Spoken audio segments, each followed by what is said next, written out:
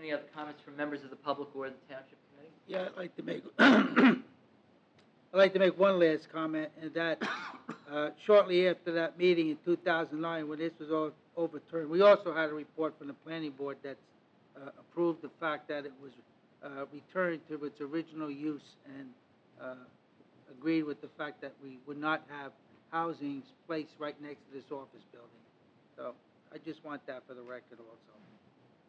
And, okay, and for the record, I just want to say that the planning board recommended the mixed-use zone, then they recommended a not mixed-use zone, and now they're recommending a mixed-use zone. It is inconsistent with our master plan. I don't believe this is the direction we want to see Hanover going in, and that would be multifamily units on what is currently the water retention basin for an office building. And when we were evaluating the zone, Hanover paid over $7,000 to review the zone, and the professional planner concluded in his report that this is a perfect example of spot zoning. So I don't know much more that I can say about that.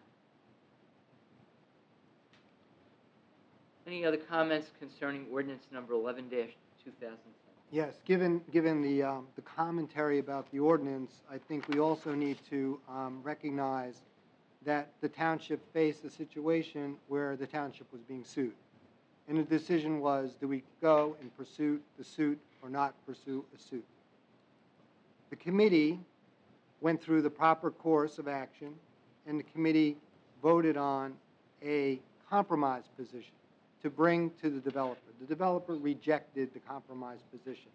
The developer first wanted 42 units. The developer came back, said they wanted 32 units. We felt that that was wrong. The township's position was we wanted 21 units. This is what we requested of the developer. The developer came back and said, from a construction standpoint, 21 is not an efficient issue. Would you please consider 24? And you will get your 5 COA units. It would be an inclusive development. There would be 5 COA units associated with it. There'd be no further impact to co-obligation. In regards to impact to the township, we also evaluated incidency of school-age children. There was a study that was conducted by our planner, and our planner did a study of all what they call the RM zones within the township. It was calculated that there would be 3.6 school-age children within that 21, 24 unit building. In addition to this building being greatly reduced in terms of size, we went from 2 buildings to 1 building. So half as much impact. We also tried to see if we could affect a commercial agreement. We failed in doing that. So based upon an assessment of all the effects, we chose to pursue a path that would best represent the overall township, and that's why this ordinance is being introduced tonight. Okay, but I'd like to clarify a little bit first. First of all, the litigation's been going on for a year. So it's not like this litigation was just started yesterday, and we decided, well, rather than spend, we've been going through this the whole year with the developer. Number one. Number two, if there is one child affected by power lines sitting over the top of their unit, I am not for it, especially being 28 feet away from the stanchion itself. Anybody wants to see it, I have it right here. You can take a look at it, okay? And as far as the size of the building, it's no more than 60 feet less than what the 2 units were. They were 260 feet. This is now 200 feet.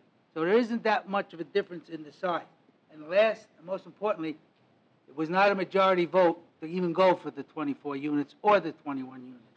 So I'd like that for the record, please. And I would like to also clarify something.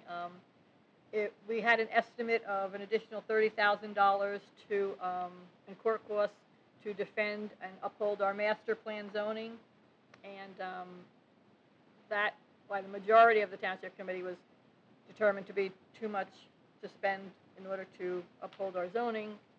Ironically, and I'll state it again,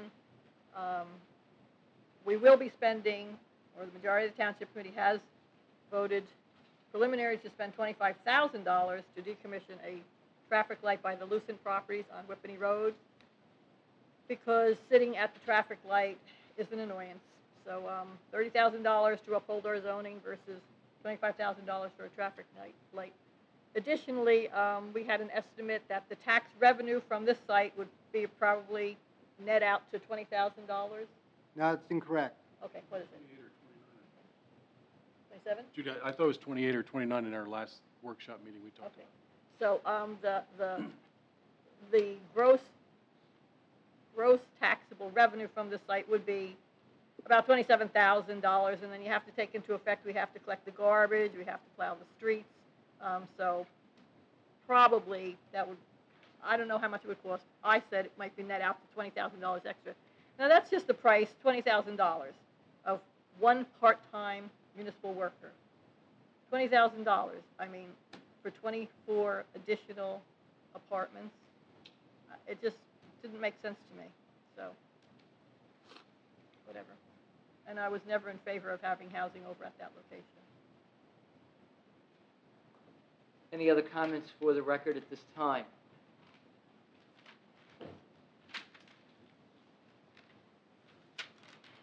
And your name and address for the record. Yeah, Carol Fomchenko, Malapartis Road in Whippany.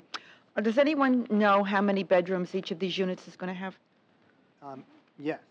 Max, it'll be between 1 to 2. 1 to 2, okay.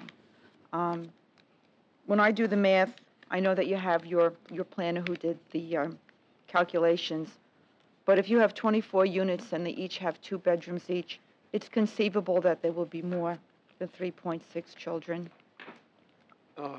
Carol, I did those calculations, Mhm. and I believe 3.6 is probably a conservative estimate. Conservative. Yeah, because it is a fairly low bedroom count for the units. Mhm. One of the affordable units, under state rules, will have 3 bedroom units, We'll have but only 3. one. All the rest, I think there'll be a mix of 50% 1 bedrooms, which probably won't generate any kids, and 50% 2 bedrooms, which in this type of a development is going to generate very few children to the Right. school system. Blaise, would you happen to know what the average taxes would be per unit for the year, approximately? It's going to really depend upon what they're assessed at by the Mhm. assessor, and that would depend on a lot of things, as to the type of units, the level of amenities, and so forth. I mean, keeping in mind that it costs about $14,000+ to educate a child in Hanover Township, and I worry that if we do get more than the 3.6 or 4 children there, that it's going to have a negative impact. One of the things, just as a general comment, is that I hate to characterize it this way, but the state has essentially put a gun to not only the head of Hanover Township, but to many municipalities throughout the state, in that we will have to, not only here, but in other locations throughout the township, rezone for affordable housing.